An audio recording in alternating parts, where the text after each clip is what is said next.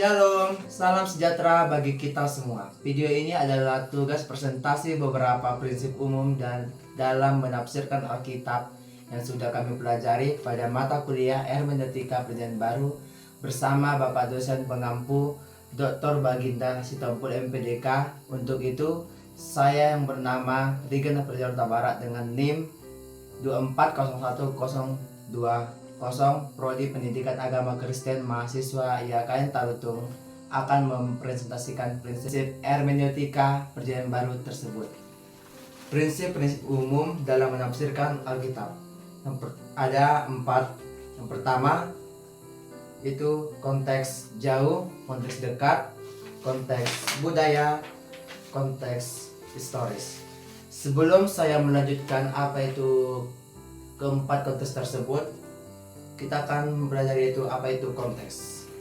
Konteks adalah hubungan antara bagian-bagian dari sebuah teks. Kata konteks berasal dari dua bagian, yaitu kon yang berarti bersama-sama dan teks yang berarti tulisan. Jenis konteks: konteks dekat mengacu pada hubungan antara ayat-ayat dalam satu perikop atau bagian kecil dari Alkitab. Konteks jauh itu mengacu pada hubungan antar perikop dalam satu pasal, satu kitab, atau bahkan seluruh Alkitab. Konteks dekat ada dua contoh. Yang pertama, dalam Matius 11 ayat 28, "Marilah kepadaku semua yang letih lesu dan berbeban berat, aku akan memberi kelegaan kepadamu." Ayat ini sering diartikan ketika datang kepada Tuhan, maka beban berat yang dialami akan diselesaikan, atau Tuhan akan langsung melepaskan kita dari beban berat yang dialami. Namun, jika dibaca secara keseluruhan di Matius 11 ayat 28-29, di sana dijelaskan bahwa beban berat yang dialami harus tetap dihadapi, serta belajar dari Yesus untuk menghadapinya. Yang kedua contohnya dalam 1 Korintus 11 ayat 5-6, "Perempuan yang berdoa atau bernubuat dengan kepala yang tidak bercadar mendatangkan kehinaan atas kepalanya, sebab hal itu sama saja dengan perempuan yang mencukur kepalanya. Sebab jika perempuan tidak mau menudungi kepalanya, maka haruslah ia juga menggunting rambutnya. Tetapi jika perempuan ada penghinaan bahwa rambutnya digunting atau dicukur, maka haruslah ia menutupi kepalanya." Ayat ini sering diartikan dalam perempuan haruslah memakai tudung di kepalanya. Namun jika dibaca secara keseluruhan di 1 Korintus 11 ayat 2-16, di sana menjelaskan bahwa rambut diberikan kepada perempuan untuk menjadi penudung, sehingga tidak mengharuskan perempuan memakai tudung kepala. Kita masuk ke konteks jauh. Hukum kasih dalam Matius 22 ayat 37-40 dan Galatia 5 ayat 14. Matius 22 ayat 37-40, Yesus mengatakan bahwa seluruh hukum Taurat dan kitab para nabi bergantung pada dua perintah utama, itu mengasihi Tuhan dan sesama. Galatia 5 ayat 14, Paulus menyatakan bahwa seluruh hukum Taurat tercakup dalam satu perintah: kasihilah sesama manusia seperti dirimu sendiri. Konteks jauhnya, kedua perikop ini menunjukkan kesinambungan ajaran Yesus dan Paulus. Paulus menekankan bagaimana kasih kepada sesama adalah perwujudan nyata dari hukum Allah, menjelaskan kebiasaan dan tradisi masyarakat pada zaman Alkitab. Contoh yang pertama, dalam Injil Matius 12 ayat 1-2, kisah murid-murid Yesus memetik gandum pada hari Sabat. Pada tradisi atau kebiasaan Yahudi tidak diperbolehkan melakukan pekerjaan apapun pada hari Sabat. Kita masuk ke bagian D, konteks historis. Konteks historis ini adalah latar belakang sejarah pada saat teks Alkitab ditulis. Pertama, penebusan dosa. Perjanjian Lama, pengorbanan hewan dilakukan untuk penebusan dosa. Ini adalah bagian penting dari ibadah di bait Allah dan merupakan cara untuk mendamaikan hubungan antara manusia dan Allah. Ayat-ayat ini mencakup jika seorang berbuat dosa, haruslah ia membawa seekor domba jantan yang tidak bercacat sebagai korban, atau Imamat 4 dalam ayat 32 bisa kita lihat sendiri. Perjanjian baru, Yesus adalah korban yang sempurna dan terakhir menghapus semua pengorbanan di masa lalu. Dengan kematiannya ia menyediakan jalan bagi penebusan dosa secara penuh. Ayat-ayat sebab anak domba Allah yang menghapus dosa dunia sudah datang dalam Yohanes 1 ayat 9, dari penebusan dengan hewan menjadi penebusan oleh darah Yesus. C. Prinsip ketiga dalam menafsirkan Alkitab. Yang pertama, mampu membedakan yang deskriptif dan didaktif. Teks deskriptif adalah menggambarkan peristiwa tanpa memberikan perintah. Teks ini mencatat sejarah yang berlaku pada waktu tertentu dan tidak selalu relevan suatu saat ini, meskipun kita bisa mengambil pelajaran darinya. Yang kedua, B, yaitu teks didaktif. Teks didaktif mengandung ajaran atau perintah yang harus kita ikuti. Teks ini biasanya dikemukakan dalam hukum, surat rasuli, kitab Imamat, dan ajaran Yesus yang bersifat pengajaran berbentuk pernyataan Injil, perjanjian, atau larangan.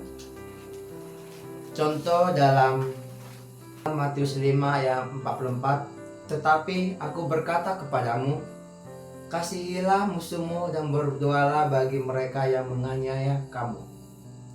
Keterangan dalam ayat ini bersifat didaktif karena memberikan perintah langsung dari Yesus kepada para pengikutnya untuk mengasihi musuh dan berdoa bagi penganiaya. Yang kedua, dalam Yohanes 13 ayat 34 sampai 35, begini bunyi firman Tuhan, aku memberikan perintah baru kepada kamu, yaitu supaya kamu saling mengasihi, sama seperti aku telah mengasihi kamu. Demikian pula kamu harus saling mengasihi. Dengan demikian semua orang akan tahu bahwa kamu adalah murid-muridku, yaitu jikalau kamu saling mengasihi. Keterangan ayat ini bersifat didaktif karena Yesus secara eksplisit memberikan perintah baru kepada murid-muridnya untuk saling mengasihi. Baik, kita masuk ke bagian D, yaitu prinsip keempat dalam menafsirkan Alkitab. Salah satu prinsip penting dalam menafsirkan Alkitab, terutama Perjanjian Baru, adalah memperhatikan siapa yang berbicara. Ini penting karena tidak semua perkataan dalam Alkitab mencerminkan kebenaran ilahi. Beberapa bisa berupa catatan sejarah, ajaran Tuhan, atau bahkan usaha untuk menyesatkan. Yang pertama itu kita bisa lihat sendiri identifikasi pembicaraan dalam Perjanjian Baru, yaitu bagian A, Tuhan atau Yesus Kristus dan Allah Bapa. Kalau Tuhan yang berbicara sudah pasti benar. Kalau Tuhan yang berbicara sudah pasti benar. Contohnya pertama, Matius 5 ayat 14. Kamu adalah terang dunia. Kota yang terletak di atas gunung tidak mungkin tersembunyi. Keterangan ini bisa kita ambil, yaitu Yesus mengajarkan tentang peran pengikutnya sebagai terang dalam dunia, menekankan pentingnya bersaksi melalui tindakan. Yang kedua, dalam Markus 1 ayat 17. Ikutlah aku dan kamu akan kujadikan penjala manusia. Yesus memanggil para murid-murid untuk mengikutnya, menjanjikan perubahan dalam hidup mereka untuk menjadi penjala manusia. Yang bagian B yaitu malaikat. Malaikat sering muncul dalam Perjanjian Baru untuk menyampaikan pesan Tuhan. Kalau malaikat yang berbicara sudah pasti benar karena ia adalah penyambung lidah Allah atau penyampaian pesan dari Tuhan. Contohnya pertama, Lukas 1 ayat 30 sampai 31. Malaikat itu berkata kepadanya, jangan takut, hai Maria, sebab engkau telah mendapat kasih karunia di hadapan Tuhan. Dan sesungguhnya engkau akan mengandung dan melahirkan seorang anak laki-laki. Malaikat Gabriel memberi kabar kepada Maria tentang kelahiran Yesus. Yang kedua dalam Lukas 2 ayat 10-11. Tetapi malaikat itu berkata kepada mereka, "Jangan takut, sebab sesungguhnya aku akan memberitakan kepadamu berita baik yang besar." Malaikat memberitakan kelahiran Kristus kepada para gembala. Bagian C yaitu manusia. Perjanjian baru mencatat berbagai ucapan manusia yang bisa bersumber dari Roh Kudus atau dari kelemahan manusia. Kalau manusia berbicara bisa benar, bisa salah. Contohnya ada dua. Yang pertama dalam Injil Matius 16 ayat 16 bisa kita lihat sendiri, yaitu Simon Petrus menjawab, "Engkau adalah Kristus, anak Allah yang hidup." Keterangan dalam ayat ini yaitu pengakuan Petrus tentang siapa Yesus menunjukkan iman yang kuat. Yang kedua dalam Yohanes 4 ayat 29, "Mari, lihat, ada seorang yang memberitahukan kepadaku segala sesuatu yang telah aku perbuat." Keterangan dalam ayat ini, wanita Samaria berbicara tentang Yesus, mengajak orang-orang di kotanya untuk mengenalnya.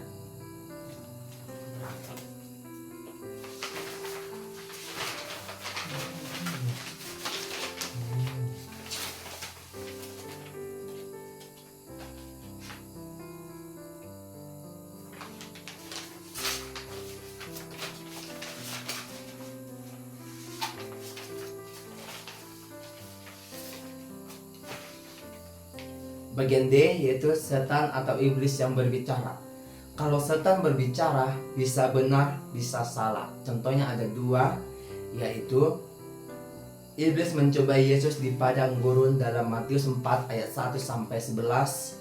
Itu iblis berbicara langsung kepada Yesus, mencobainya 3 kali dengan menawarkan roti, kekuasaan, dan keselamatan. Yesus selalu menjawab dengan firman Tuhan, menunjukkan keteguhannya melawan godaan. Yang kedua, setan dalam diri orang yang kerasukan di Kapernaum dalam Markus 1 ayat 23-26. Seorang pria yang kerasukan roh jahat berteriak, "Apa urusanmu dengan kami, hai Yesus orang Nazaret? Engkau datang untuk membinasakan kami? Aku siapa engkau, yang kudus dari Allah?" Yesus kemudian mengusir roh jahat itu. Demikian penjelasan saya terhadap beberapa prinsip umum penafsiran hermeneutika dalam Perjanjian Baru. Dan tentu ini bukanlah akhir, karena masih ada lanjutan materi beberapa prinsip lagi yang akan kami pelajari dan dipresentasikan di waktu berikutnya. Semoga bermanfaat bagi kita dalam menafsirkan Alkitab dengan baik, dan terima kasih.